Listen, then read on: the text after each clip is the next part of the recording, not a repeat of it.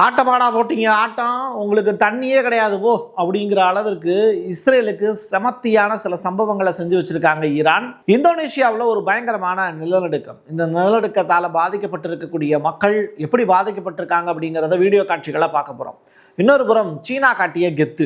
எப்படி ஈரானுக்கும் இஸ்ரேலுக்கும் அமெரிக்காவுக்கும் இடையில நடக்கக்கூடிய போரில் கொரோனா காலம் மாதிரியே சீனா சர்வைவல் ஆஃப் ஃபிட்டஸ்டில் எப்படி சிறந்து விளங்குது, அதுக்காக அவங்க தேர்ந்தெடுத்திருக்கக்கூடிய பாதை என்ன அப்படிங்கிறத தான் இந்த வீடியோவில் நம்ம பார்க்க போகிறோம். டீட்டெயில்டாக பேசுவோமா? வாங்க பார்க்கலாம் உறவுகளே. இது பிரசாத் சிக்னேச்சர். உங்களுடைய தொழில் சம்பந்தமான விளம்பரங்களை நமது சேனலில் ஒளிபரப்ப உங்களுக்கான அருமையான வாய்ப்பு. நமக்குன்னு ஒரு வீடு, அது எல்லாரோட வாழ்நாள் கனவு. ஒரு முறை தான் முடிவெடுக்க போறீங்க, அதை சரியாயிடுங்க. கிரியேட்டர் கன்ஸ்ட்ரக்ஷன்ஸ் உங்களோட கனவு இல்லத்தை சூப்பர்வா டிசைன் பண்ணி அழகா கட்டித்தராங்க. இன்டீரியர் டிசைன்லையும் இவங்க தான் டாப். North west interiors. தொடர்புக்கு 72907991. என் கணவர் கிர்கினுடைய படுகொலை சம்பவம் எனக்கு மனசுக்கு ரொம்ப வேதனையை தருது. ஆனால் என்னை உண்மையிலேயே வருத்துவது எது அப்படின்னா, எனக்கு அதை விட கஷ்டமாக இருக்கிறது மக்கள் இஸ்ரேலை வெறுக்கிறாங்க, அதுதான் எனக்கு கஷ்டமாக இருக்குது அப்படிங்கிறாங்க கிர்கினுடைய ஒய்ஃபு எரிக்கா. இவங்க ட்ரம்ப்புக்கும் சரி அமெரிக்காவில் இருக்கக்கூடிய முக்கியஸ்தர்களுக்கும் சரி ரொம்ப நெருக்கமான நபர், அதாவது அலுவலக பணி சார்ந்து. ஏன் அப்படின்னா இந்த கிர்கின் சரி இவங்களும் சரி தொடர்ச்சியாக மத ரிலேட்டடான பிரச்சாரங்கள் அமெரிக்கா முழுவதும் பிரபலப்படுத்தினாங்க. ஆட்சியாளர்களுக்கு ரொம்ப நெருக்கமான ஃபேமிலி. அவங்க கண்ணில் தண்ணி வச்சுட்டேன் அப்படிங்கிற அளவுக்கு தான் அவங்க பேசிட்டு. Of hating Jewish people, what healing factor comes out of hating Christians? What healing factor comes out? Hate in general? Nothing. Charlie always would say very clearly, Jew hate was brain rot. He would always say it. Cinema நடிகையே தோத்துரும் போல. வருஷம் இந்த tsunami அப்படிங்கிற ஒரு பிரச்சனையும் மெல்ல மெல்ல நிலநடுக்கம் ஏற்படக்கூடிய நிகழ்வுகளும் இந்த இந்தோனேஷியா, அதனை தொடர்ந்து ஜப்பான் உள்ளிட்ட இடங்கள்ல நடந்துக்கிட்டே இருக்கு. அதில் இந்தோனேஷியாவில் பதிவாகி இருக்கக்கூடிய 7.8 அப்படிங்கிறது ரிக்டர் அளவுகோலில் இதான் ரொம்ப ஹையஸ்ட் அப்படிங்கிறாங்க. கடந்த முறை நான் அதை செய்தியாக சொன்னேன். இப்போ வீடியோ காட்சிகளை பார்க்கலாம். இந்த தரையெல்லாம் பார்த்தீங்கன்னா பெயர்ந்திருக்கக்கூடிய காட்சிகள் அரங்கேறுது. அடுத்து வீடுகள் பார்த்தீங்கன்னா எப்படி இந்த நிலநடுக்கத்தால் பாதிக்கப்பட்டுச்சு அப்படிங்கிறதையும் பார்க்க முடியுது. கட்டடங்கள்லாம் தொடர்ச்சியாக உடையுது. அப்படியே பாருங்க, மக்கள் எவ்வளோ சிரமப்படுறாங்க, பயந்து போய் உள்ள விழுங்குறாங்க. இது நிலநடுக்கம் ஏற்பட்ட போது கிடைத்த விஷுவல்ஸ் இதெல்லாம்.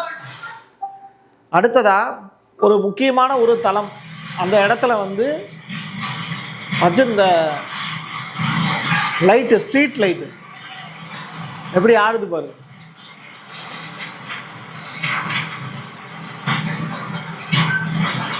செம்மையா ஆடுது. இதுக்கப்புறம் ஒரு அம்மா குழந்தைங்க அவங்கெல்லாம் பார்த்தீங்கன்னா எவ்வளோ சிரமப்படுறாங்க அப்படிங்கிறது. தண்ணிக்குள்ளே பார்த்தீங்கன்னா அந்த நிலநடுக்கம் ஏற்பட்டு அதன் காரணமாக அந்த அலை உள்ளுக்குள்ளே வருது வீட்டுக்குள்ளே.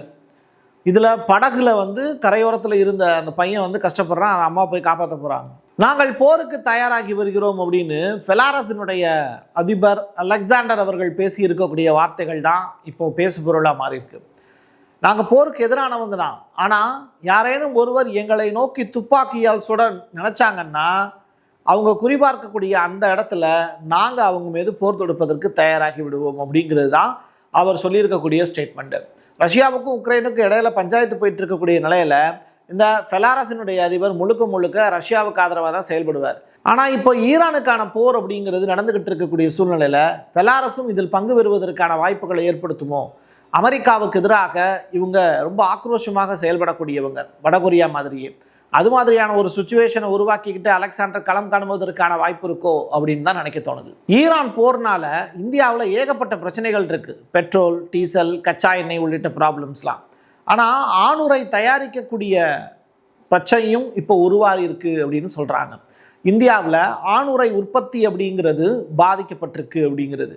கருத்தடை சாதனங்களை உற்பத்தி செய்ய தேவையான சிலிக்கான் எண்ணெய் மற்றும் அமோனியா ஆகியவற்றினுடைய விநியோக சங்கிலி செயின் இருக்குல்ல, அந்த ப்ராசஸ் கட்டாயிருக்கு அப்படிங்கிறாங்க.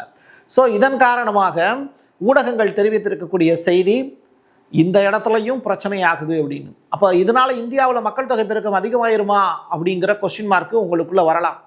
ஆனால் இப்போதைக்கு தேவை மக்கள் தொகை பெருக்கம் அதிகமாகணும் அப்படிங்கிறது தான். ஒரு வார் நடக்கக்கூடிய சூழ்நிலையில் அந்த நாட்டினுடைய மனித வளம் கம்மியாச்சு அப்படின்னா பெரிய அளவில் ப்ராப்ளம். ஸோ மனித வளம் அதிகமானுச்சுன்னா மட்டும்தான் அந்த நாட்டினுடைய நிரந்தர செல்வம் அப்படிங்கிறது பாதுகாக்கப்படும். ஈரான் போர் எப்பங்க முடிவடையும் அப்படின்னு நிறையா பேர் கேள்வி கேட்குறீங்க. அதுக்கான ஒரே பதில் என்ன தெரியுமா? அமெரிக்கா சரண்டர் ஆகும், அது வரைக்கும் இந்த போரை நாங்கள் நடத்திக்கிட்டே இருப்போம்னு சொல்கிறாங்க ஈரான். அவ்வளோதான் அதுக்கு பதில். சவுதி அரேபியாவுக்கு அடுத்து ஸ்ட்ரைட் ஆஃப் ஹார்மஸை வலுக்கட்டாயமாக திறக்கிறதுக்கு ஐக்கிய அரபு எமிரகம் தரைப்படைகளை அனுப்புறதுக்கு தயாராகிட்டு இருக்கு அப்படிங்கிற செய்தி. ஸோ இந்த யுனைடெட் அரப் எமிரேட்ஸ் ஒரு பெரிய வாருக்கு தயாராகிட்டு இருக்காங்க. இது தொடர்பாக இஸ்ரேல் அவங்கள தூண்டி விட்டுக்கிட்டு இருக்காங்க. இஸ்ரேல் தரப்பிலிருந்து வெளியாகி இருக்கக்கூடிய அறிக்கை தான் இந்த சவுதி UAE எங்களுக்கு ஆதரவாக செயல்படுறாங்க அப்படிங்கிற தோரணையை கூட்டுறது. இஸ்ரேலுக்கு தண்ணி வேணும் அப்படின்னா அவங்களுக்கு தேவை இந்த பினிப்ராக் அப்படிங்கிற அந்த நகரத்தில் இருக்கக்கூடிய நீர் உள்கட்டமைப்பு. இந்த உள்கட்டமைப்பை உடைக்கணும் அப்படிங்கிறது ஈரானுடைய நெடுநாள் பிளான். அந்த வகையில் அவங்களுடைய ரிஃபைனரி சோர்ஸ், வாட்டர் பிளான்ட் எல்லாமே இந்த ஏரியாவில் தான் இருக்குது. அதை இப்போ ஈரான் சக்ஸஸ்ஃபுல்லாக உடைச்சிருக்காங்க. இதன் காரணமாக நேற்று இரவு முழுவதுமே தண்ணி ஆறா பெருக்கெடுத்து ஓடிச்சு. ஒரு புறம் நேற்றைய தினம் டெல் அவீவ் நகரத்தில் பெரிய அளவிலான மழை, அதனால் ஏற்பட்டிருக்கக்கூடிய வெள்ளம். இன்னொரு புறம் இந்த ஃபினிக்ராக்ங்கிற நகரத்தில் வாட்டர் சோர்ஸை கட் பண்ணதுனால மக்களுக்கு தேவையான தண்ணி கிடைக்காம ரிஃபைனரி ஆலைகள் மூடப்பட்டதுனால தண்ணி கிடைக்காம இஸ்ரேல்காரங்க திண்டாடிக்கிட்டு இருக்காங்க அப்படிங்கிற செய்தி தான் இப்போ ரிலீஸ் ஆயிருக்கு. அந்த ஆலையிலேருந்து உடஞ்சி வரக்கூடிய தண்ணி தான் இப்படி ஆறா பெருக்கெடுத்து ஓடுதுங்கிற செய்தியும் கிடைச்சிருக்கு. லிபியா கடாஃபி அப்படிங்கிற ஒரு நபரை கேள்விப்பட்டிருப்பீங்க. அமெரிக்காவுக்கு எதிராக பெரிய அளவில் கர்ஜனை செய்கிறதுல கெட்டிக்காரன நபர். அப்படிப்பட்ட அந்த லிபியா நாட்டில் ஐக்கிய நாடுகளுடைய தடை இருக்கு. ஹப்தார் அப்படிங்கிற அந்த போர் ட்ரோன்களை இப்போ அவங்க வாங்கியிருக்காங்க அப்படிங்கிற விஷயம் லிபியாவுக்கான பெரிய சப்போர்ட்டாக பார்க்கப்படுது. கிழக்கு பகுதியில் இருக்கக்கூடிய ஒரு விமான தளத்தில் குறைந்தது 3 புதிய ட்ரோன்கள் இருப்பதை செயற்கைக்கோள் படங்கள் காட்டுது. இவங்க இந்த ட்ரோனை யார்கிட்ட இருந்து வாங்கியிருக்காங்க அப்படிங்கிற விவரங்கள் இன்னும் வெளியிடப்படலை. அதே நேரத்தில் பெரும்பாலும் அவங்க சீனா அல்லது துருக்கிட்ட இருந்து தான் இதை வாங்கியிருக்கணும் அப்படிங்கிற செய்திகளும் இப்போது மிடில் ஈஸ்ட் முழுவதும் பேசு பொருளாக மாறி இருக்கு. லிபியா மற்றொரு போருக்கு தயாராகிட்டு இருக்கு அப்படிங்கிறத தான் இந்த லிபியாவினுடைய தலைவர் ஹப்தார் இப்போ உணர்த்துறார். இந்த போர்னால டாலருடைய மதிப்பு குறைஞ்சிரும் தான் எல்லாரும் நினைச்சாங்க. ஆனால் நினைச்சதுக்கு மாறா டாலருடைய ரேட்டு கூடியிருக்கு. இந்தியாவில் 89 ரூபா அப்படின்னு இருந்தது ஒரு டாலர், இப்போ 94 ரூபாயா அதிகரிச்சிருக்குங்கிறத நீங்கள் நோட் பண்ணி பார்த்தீங்கன்னா தெரியும். அமெரிக்க அதிபர் டொனால்டு ட்ரம்பினுடைய அதிரடியான விடுதலை நாள், லிபரேஷன் டே அப்படின்னு சொல்லுவாங்கல்ல, அதை அறிமுகப்படுத்தப்பட்டு ஓராண்டு கடந்துருச்சு. மத்திய கிழக்கில் நிலவக்கூடிய போர் சூழலுக்கு மத்தியில் ஒரு பாதுகாப்பான புகலிடமாக, சேஃபான ஒரு ஹெவன் மாதிரி இந்த டாலருடைய நம்பகத்தன்மை இருக்கும் அப்படிங்கிறத இப்போது அமெரிக்கா உறுதிப்படுத்தியிருக்காங்க. பிரிக்ஸ் மாதிரியான கூட்டணிகள் இருந்தால் கூட இப்போது நாங்கள் தான் கெத்து அப்படிங்கிறத சொல்கிறாங்க. ஆனால் ஸ்ட்ரைட் ஆஃப் ஹார்மஸில் சீனாவினுடைய யுவான் தான் ஆதிக்கம் செலுத்துதுங்கிறத அமெரிக்காவுக்கு ஒரு தடவை நினைவுபடுத்த வேண்டிய தேவையும் இருக்குது. எது எப்படியோ இந்த ஆண்டினுடைய முதல் 3 மாதங்களில் டாலருடைய மதிப்பு 1.6% உயர்ந்திருக்கு அப்படிங்கிறது தான் ரெக்கார்டு. எரிசக்திக்கான தேவை அப்படிங்கிறது இந்தியாவுக்கு எப்போவுமே அதிகம். ஏன்னா இங்கே தொழிற்சாலைகளை நம்பி நிறையா பேர் வாழ்கிறாங்க. அந்த வகையில் நம்முடைய டெல்லியில் 4 நூற்றாண்டுகளாக, அதாவது 400 ஆண்டுகளாக கண்ணாடி தயாரிப்பு பாரம்பரியத்தை வச்சிருக்கிறவங்க தான் இந்தியாவினுடைய கண்ணாடி நகரம் அப்படிங்கிற அளவுக்கே பேர் வாங்குச்சு. இந்த பிரோசாபாத் அப்படின்னு சொல்லிட்டு ஒரு இடம், அங்கே இருக்கக்கூடிய உலைகள், அங்கே வழக்கமாக செய்யக்கூடிய வேலையில் இருந்து இப்போ மந்தமாக வேலை நடந்துக்கிட்டு இருக்குன்னு சொல்கிறாங்க. 1832 டிகிரி ஃபாரன்ஹீட்டில் தான் அதை கொதிநிலைப்படுத்தி கண்ணாடியவே உற்பத்தி பண்ண முடியும். அப்படிப்பட்ட அந்த கண்ணாடியை உற்பத்தி பண்ணுறதுக்கு எரிசக்திங்கிறது தேவை. இப்போ அது இல்லைங்கிறதுனால வரக்கூடிய நாட்களில் கண்ணாடி சாமான்கள், கண்ணாடி சார்ந்த பொருட்களுடைய ரேட்டு அதிகமாகும் அப்படின்னு சொல்கிறாங்க.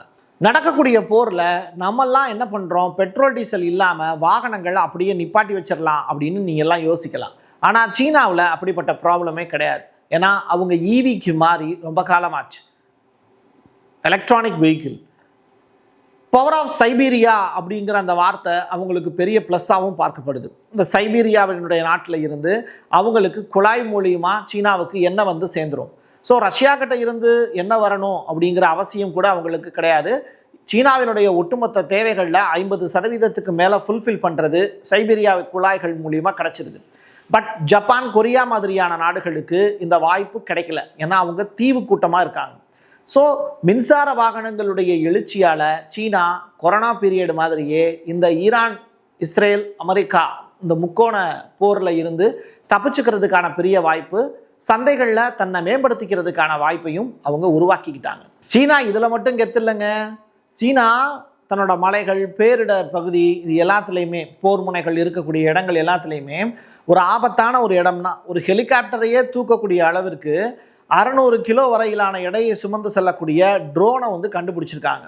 இந்த ட்ரோனை இப்போ சக்ஸஸ்ஃபுல்லாக அவங்க ப்ராக்டிக்கலாகவும் செஞ்சு காமிக்கிறாங்க. எப்படின்னு கேட்குறீங்களா? இப்போ பாருங்களேன், ஒரு ஹெலிகாப்டருடைய வெயிட் எந்த அளவுக்கு இருக்குமோ அந்த அளவிற்கான வெயிட்டை ஒரு ட்ரோன் வந்து சுமந்து போயிட்டுருக்கு.